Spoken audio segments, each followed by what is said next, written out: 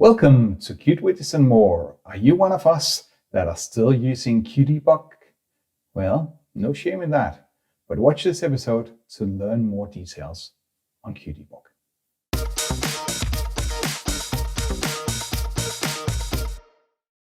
So in this episode, we'll talk about Qdebug, both the streaming version and the non-streaming version.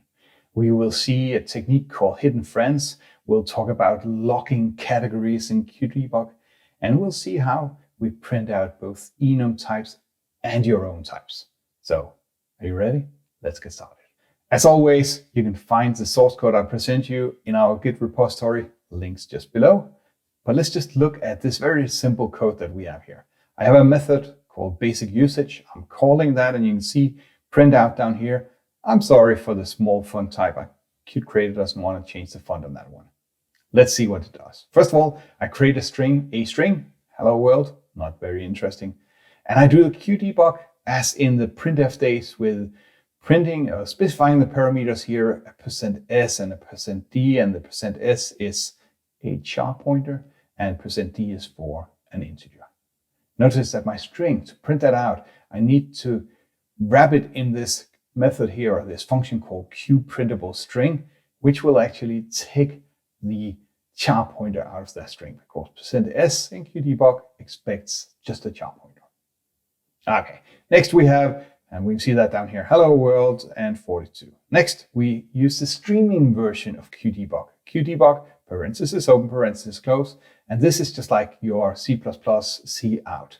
So less than, hello world, less than, a string less than, I'm going to say that more, 42. You can see it print out hello world, the string, but this time in quotes, because it's a string. So if I don't want the quotes, what I can do is I go up here and modify this to no quote. Running it now, you can see that now it says hello world, and no strings around that, or no quotes around that.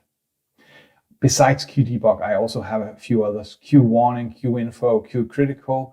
It is really just for you to communicate to the user how bad this situation is. And you can see they print out exactly like Qdebug. I also have one that's called QFatal. This one, interestingly enough, do not come in a streaming version, so it only works like this, QFatal and this. And as you can see down here, it says, okay, here it is. That is the end. And it doesn't continue after that, but instead, the program has unexpectedly finished.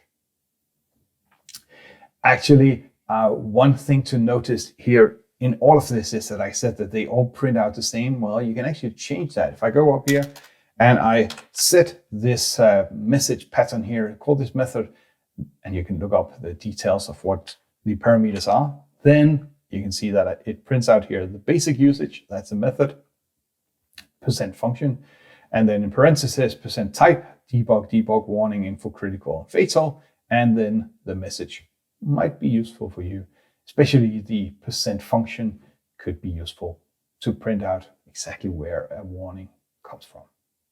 So recording this episode, I learned more about Qdebug myself than I knew already.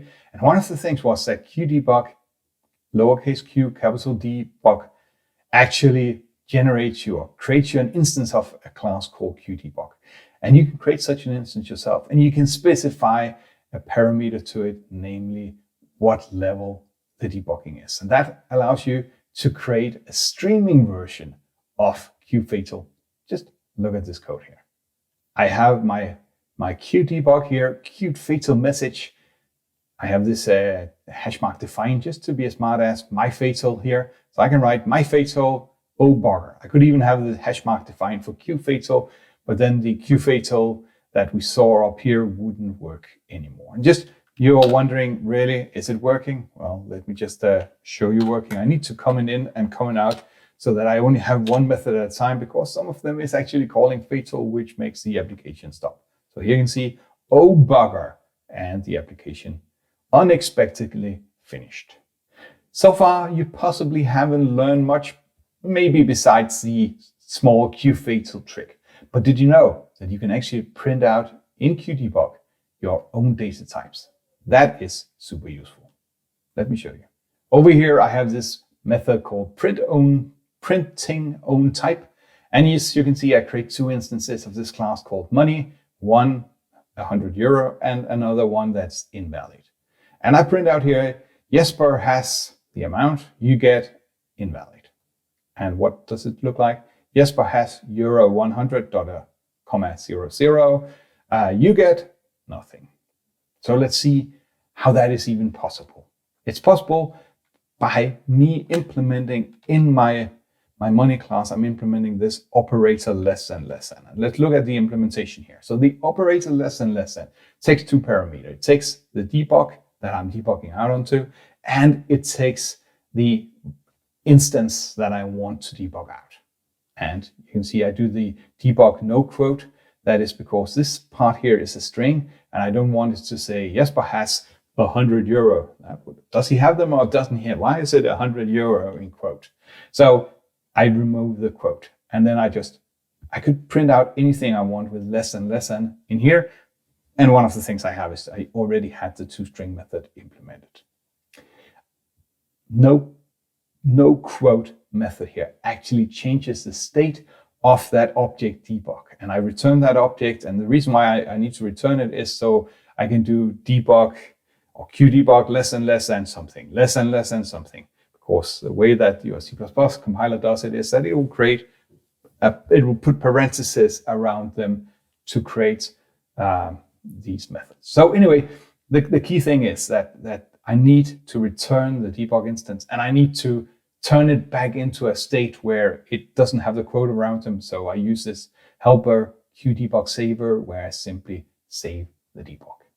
So when you looked at that code, one thing might have strike you as, what's that about? You saw a friend declaration in there. Let me show you the friend declaration again. Exactly this line here. You might have expected it to go like this instead. And yes, that would have been working exactly the same way. But let me show you a small reason why we have this, which is called a hidden friend. And let me show you here. I have a class called Bass. That's a very simple class you could claim. And I create an instance of Bass, and you can see here, it even complained right up here. But let me compile and we can see what's going on. You can see if I go away, if I go to my compile output, you can see that it suggests a bunch of different things that I could do. And one of those, if I look for money, is that it says, well, maybe you meant the qdebug operator less than the one that takes some money here. But if I use the hidden friend, just undo here, put it up here, hidden friend, compile again, and I'm still filtering out. And let's go to the compile output. You can see, well, it says something there, but it's also in gray because this was from the last run of it. So that one, which is relying on something, I believe it's new in C++, that's called argument-dependent lookup, will actually not consider that particular version of operator less than whenever it has a Bass instance, because it's one of those hidden friends. There's a link below where you can read much more about hidden friends, and it was a side tour to all of this, but I thought it was worthwhile.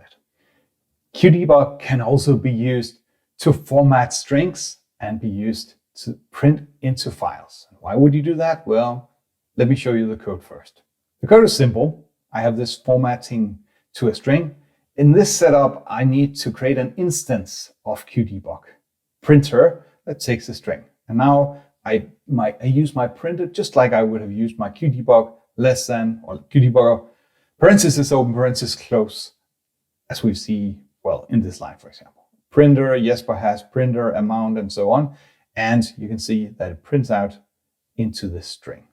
I can also, and why would I do that? You say, well, I want to do it because I can show you that then I can do the qt : hex and qt show base, which makes it format the printing so that the 100 is actually printed as 0x64 in hexadecimal euro. I like that concept. I don't know why I would ever do that, but I'm showing you everything worthwhile knowing of qdebug. The other thing, which I might do though, is for printing into text files. So you might know that you can override text streams operator less and less n, just similar to QDebug. And that way you can say stream less and less n and less and less n and so on. But if you already have set it up for QDebug, is it worthwhile setting it up for the stream also? Maybe not. Instead, you can simply do like this. You create a file here. I'm debugging into temp dummy.txt, and I'm creating I'm opening my file, and then now I'm creating an instance of my QDebug on that file that I opened, and I print stuff like this. And I just ran it, so you can see it over here. Jesper has euro 100. So if you look at the documentation for QDebug, you will see where does it actually print out what you debug out. On Linux, it's on standard output. On Windows, it's somewhere magic. On Mac, it's somewhere else magic. And especially on Windows, it's slightly annoying that if you try and QDebug something, that you need to start an external application to see the output. So there is an alternative. The alternative is a message handler. Let me show you one of those. Again, we have a few instances of money that we want to print out, and you can see a QDebug and Q1 and everything. This is exactly like the code before. The only difference is that I use this really weird method, at least it feels very non-Qt-ish, called QInstall message handler, and you specify an instance of a global class, and it actually returns the current installed message handler from this QInstall message handler. And if we look at my QWAM message handler, it looks like this. It takes the message type, it takes some context, and it takes the string that you want to debug, warn, info, or whatever out. And in my special message handler here, I test if it's critical or fatal. So we can see the message type, they reflect debug, warning, critical, fatal, info, or system message, which is just critical. If it's one of those, critical or fatal, then I create a message box with this information. Otherwise, I just call upon the original message handler. And if we run it here, you can see that it says, Jesper has euro 100 and so on. That's our QDebug, Q1, and QInfo that just comes out here. But now we hit let me just scroll a bit here so you can see. Now I hit the warning, or the critical, I think it was. No, it's a warning because it says a Q fatal or Q critical. Okay, so I don't know. Was executed in file, and the file name here, the line number, which function it was in, and finally the message is the end is near. And I okay that. And here's my Q fatal. So the other was a Q critical, obviously. And it specifies again these parameters. And if it's a Q fatal, it'll call abort, which looks like this. The program was unexpectedly finished. I admit many of the Qt widgets in more episodes has come around because I wanted to learn something myself. And I also admit that up until this point, I haven't presented anything maybe short of the Q fatal that I didn't know already. But what led me to this episode here was that I looked in the source code and I saw some categorized locking. That's QCDebug. And I was wondering, where does that show up? How does that work? And I decided, better make an episode of it. So let me show you what categorized locking in Qt looks like. So if you go down to the bottom of the file here, you can see that now I'm using the locking category method here. And what I do in here is I create a push button. I label it go. You can see it up here, go. And it prints out every time I click the button, it prints out just the QCDebug general, the amount. So I can press it here a couple of times and you can see that it print out the amount, but it also prints out this QAM general. So where does that come from? Well, it comes from that I declare this QAM or this general lock using Q_locking_category. This is the name that I use throughout, and it's in the category QAM general. And if we go and look at the definition here, you can see that I'm just creating a const Q locking category represent name that does this stuff. So that's why I now have that in there. That's the general lock. Now, what does that have to do with the categorized locking rather, besides that it prints like this? Well, let me bring up Gamma Ray. I already started it together with the application, and now I need the application up there. There we are. And what you can see is that I have all the categories here in the message plugin, all the categories that has been seen in Gamma Ray since this application started up. And one of them are QAM General. So if I click here, now I turn off debugging for the debugging category. And you can see I click it and nothing shows up down there. If I enable it again and I click, you can see lots of stuff showing up down there. And if you want to see lots and lots of stuff printed out, then just enable your QPA, not this one, the QPA events, this one here. Enable that one and just interact with it. You can see lots of stuff coming out here, and you can actually see all of those things and the time stamp that it happened at the category and so on inside of Gamma Ray 2. Very, very useful. So you might not have Gamma Ray around, or you might want to allow your users that do not necessarily use Gamma Ray to turn off and on locking categories. And you can go to the Qt locking category documentation and look up the exact rules for this. But let me just read them up for you while you're sitting here. So first, it looks in Qt library info : data path.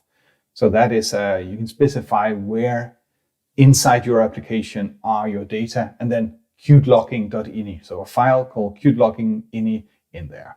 Second, it looks in the settings for Qt project / qtlocking.ini. Well, it's looking, sorry, not in settings. It looks for a file in your ~config of that file name. Third, there is a filter rule that there's a method that you can call. Fourth, you can specify using the Qt_locking_conf environment variable which file it should look in. And then fifth, and that's what most people will be using, is that you can specify a Qt_locking_rules environment variable that has the rules in it. And it might look like this up here. And what you're looking at there is that it says that it should include everything from qam.money.star, so qam money debug, qam money info, qam money, and so on. But it should exclude the debugging from qam money debug. That's the equal to false. And then start your application. So the last little trick is how to use Qdebug without including Qdebug. So Qdebug in the fprintf version, the one taking parenthesis open, hello world, parenthesis close, you do not need to include anything for that version. But if you want to use the Qdebug, parenthesis open, parenthesis close, less than, and something, you need to include Qdebug. And it bothered me for the longest time that I needed to do that. So I found a way around it. And you can see it right here. I'm running and it prints out hello world. You can try and do that without that little CMake trick that I'm going to show you. Actually, I've shown you already. It was in the episode of plugins. No, it wasn't. It was in the episode of speeding up compilation and pre-compiled headers, because it's the same thing that I'm doing here. Let me show you if I can find the CMake file. Here it is. The project is debug CMake, standard CMake stuff, standard CMake stuff, standard CMake stuff, and standard CMake stuff. And it's on line 8 that my trick comes, namely that I'm saying, that's line 9.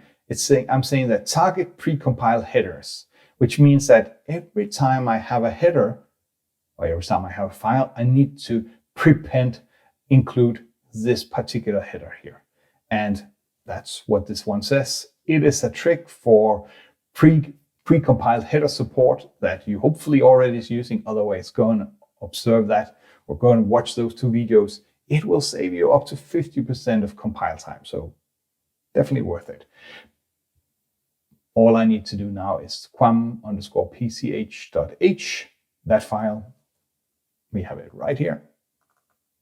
There I have include Qdebug. That's it for this version of Qt Widgets and more. Hopefully you learned a trick or 2.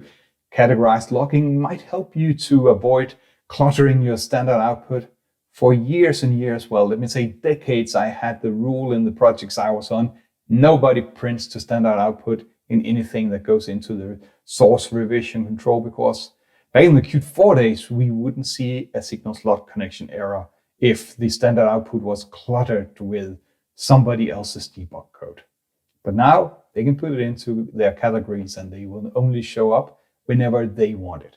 And if they're sitting there wondering what goes on in some piece of code, they can just turn on that categories. And possibly with the help of the debug, the message handlers, they can send that over the network to the developer or whatever. Lots of nice little tricks in here. I hope you enjoyed this episode, and until next time, have a great time.